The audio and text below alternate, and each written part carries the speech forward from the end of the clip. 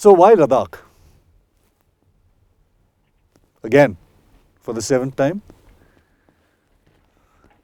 in 23 years, of which I spent the most time here between 2000 and 2009. Managed to end up here at various times in 6 winters.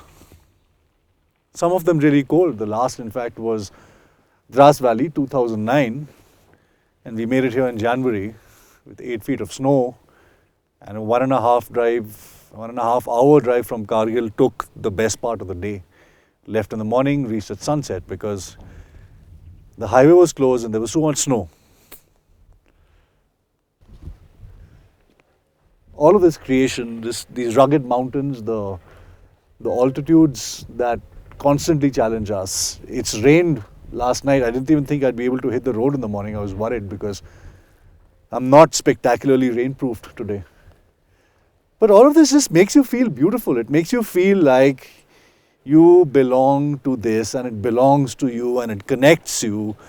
And maybe that's why motorcycles are the chosen mode of transport for so many people that just want to feel the elements. If you've read Zen and the Art of Motorcycle Maintenance, the protagonist talks about how driving in a car through certain places feels like you're watching it on television, and motorcycles will intimately connect you to everything. You know, you'll feel the sun on your skin, you'll feel slight changes in temperature.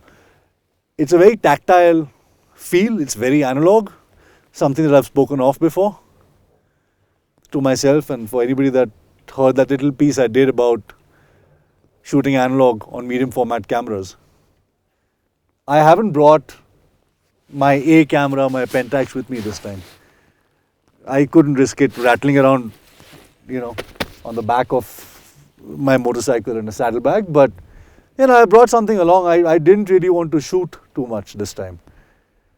It had been enough years for me to just come and make up my mind first. It's a recce. It's a dip test into what it feels like to be here again, make my impressions, and then I'll come back, maybe this winter again, and spend some more time floating around. I've had great conversations, and that's the best part about traveling solo. You realize that you're actually never alone. Enough people have asked me in these last 3 or 4 days since I left Dehradun, "Oh, you're traveling alone." I said, "No, I'm not traveling alone.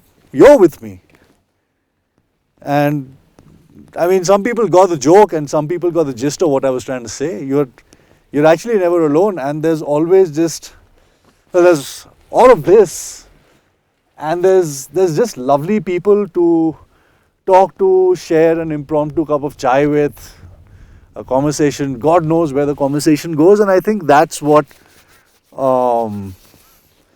traveling in the truest sense for me is, to not be in a hurry to get from point A to point B. Just take the time to, look around, I guess. This track that comes from Srinagar and over Zojila, it comes through Drass and along the river goes to Kargil and then onwards to Leh. My grandfather, Mahapandit Rahul Sankrityayan, who was known for his love of the mountains, and he wrote extensively about his journeys in Tibet and Ladakh. But the first one, his first journey from Kashmir into Ladakh, which he wrote about. He wrote a book called Meri Ladakh Yatra, My Journey to Ladakh, I'm sorry. So he wrote a book called Meri Ladakh Yatra, which is it was based on this journey that he undertook on foot 97 years ago. And, that feels pretty good to be back here again. And it's the first time I'm doing the road route. I've always only flown here. So that's just it. The army is a constant support. Uh, they're kind, they're generous, they're caring and very helpful. And that's what my days up ahead are going to be. I think I'm going to traverse Ladakh and make it to the top of Umlingla at 19,000 feet, because I've accepted that I'm a bit of an altitude junkie.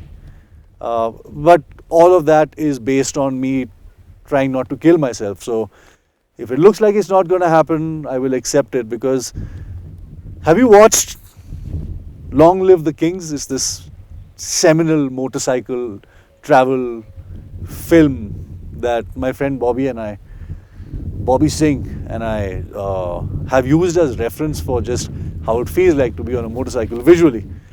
And this guy in an incredibly French accent says, "You don't cross the mountains let you through if they so desire."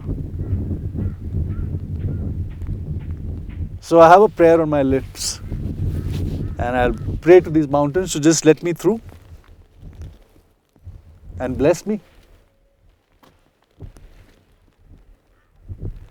And that's all I want, really. That's it. No plan.